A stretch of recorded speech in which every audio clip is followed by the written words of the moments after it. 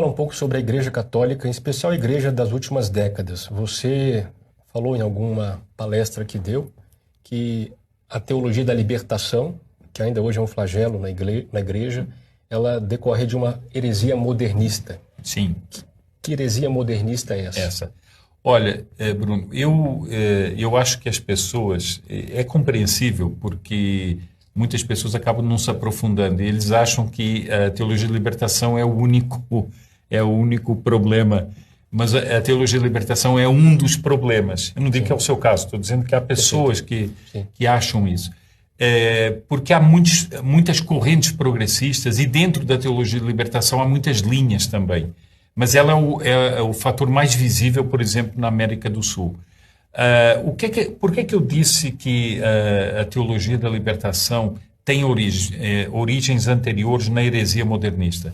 Nós temos no tempo de São Pio X, do Papa São Pio X, que é ali no início do século XX, nós temos o quê? Temos uma grande heresia chamada modernismo, que o Papa São Pio X vai classificar nos seus documentos, nos documentos com que condena a heresia modernista. Ele vai dizer que é uma heresia que reúne todas as heresias que houve até então na Igreja Católica e que ela é de uma violência e de uma amplitude como nenhuma anterior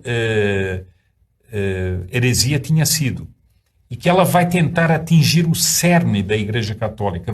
É como se a Igreja Católica fosse uma árvore e que alguém conseguisse atacá-la na sua seiva e na sua medula, tentar matar por dentro a Igreja Católica. Enquanto muitas heresias tinham sido erros pontuais, teológicos ou outros, mas não atingiam o homem pleno, o católico na sua plenitude. Bom, então, essa heresia vai ser combatida, ela vai realmente sossobrar as medidas do Papa São Pio X, mas depois muitos dos modernistas eles vão ficar como que hibernados e mais à frente eles vão sair das tocas deles e vão começar um outro movimento que é um progressismo católico que vai se espalhando por vários lugares, em universidades europeias, na Bélgica, na Holanda, em outros lugares, e esse movimento vai começar a crescer e vai começar a reaparecer, vão começar a reaparecer os erros do modernismo. E são esses erros que vão influenciar depois aqueles clérigos progressistas que vão alimentar e fundar a teologia da libertação. Por isso é que eu digo que a teologia da libertação ela tem uma origem em erros específicos dentro da Igreja. Ela seria um dos ramos desses seria erros. Um dos ramos. E uma das explicitações desses erros, não é? Voltada para todo o ambiente sul-americano, digamos, que eles chamam até teologia latino-americana, chamam de várias maneiras. Por que é que eu insisto nisso? Porque há muitas pessoas que simplificam e dizem assim, não, foi a KGB que inventou a teologia da libertação. Não foi. Não é tão simples não assim. Foi, não é. Eu não digo que depois os elementos conspiratórios da Rússia soviética e de outros países comunistas não tenham ajudado, e isso é efetivo, a infiltrar pessoas dentro da Igreja. Isso aconteceu. Mas que a teologia foi concebida pela KGB ou por algum órgão soviético, isso não tem sentido. Isso é um erro que é decorrente de erros muito anteriores. Nós tínhamos já os liberais católicos no século XIX, católicos liberais, né, como eles chamavam. Nós tínhamos depois já uma infiltração das ideias socialistas no catolicismo anteriores à Rússia soviética. Então, isso é uma decorrência desses erros. Claro que depois há um movimento para aproveitar e infiltrar pessoas na Igreja, que é uma coisa diferente, não é? Tá, mas em linhas gerais, que erros são esses dos quais decorreu, por exemplo, a teologia? Bom, os erros são o seguinte, nós temos uma visão chamada progressista da história, ou seja, a história seria imanente, Deus seria imanente à história, não haveria um Deus transcendente, mas um Deus imanente, né?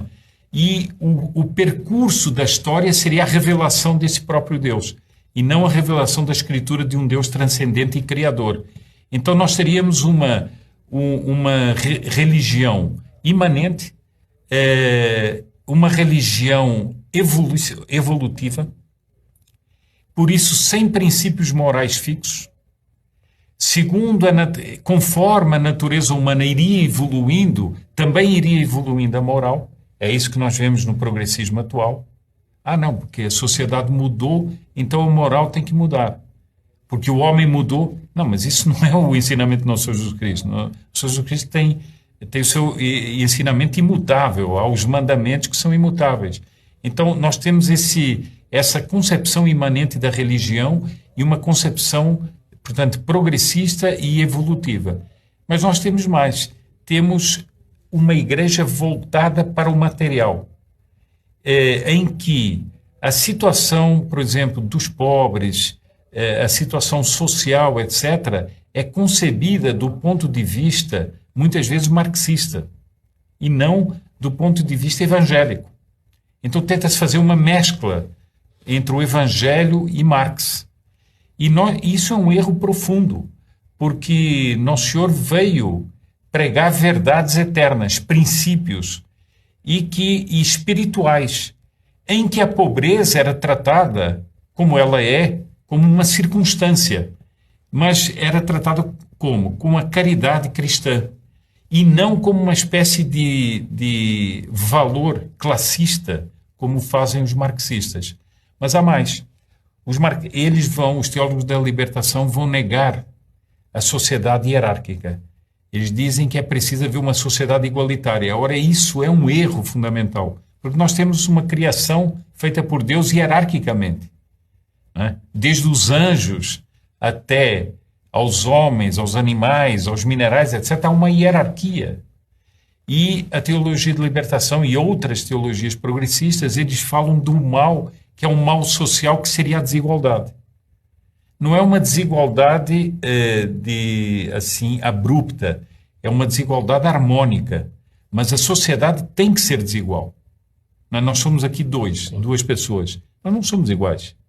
Se fôssemos iguais, seria um tormento, né?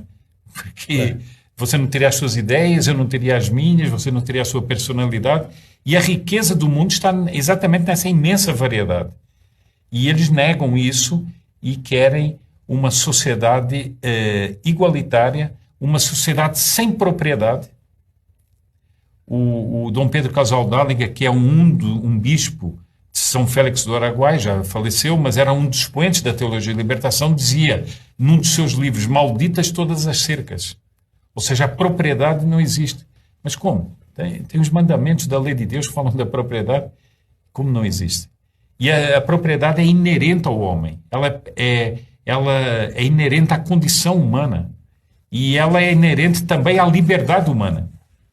Porque o homem se segura na sua própria propriedade para criar os seus filhos, para ter os seus bens, para subsistir, etc.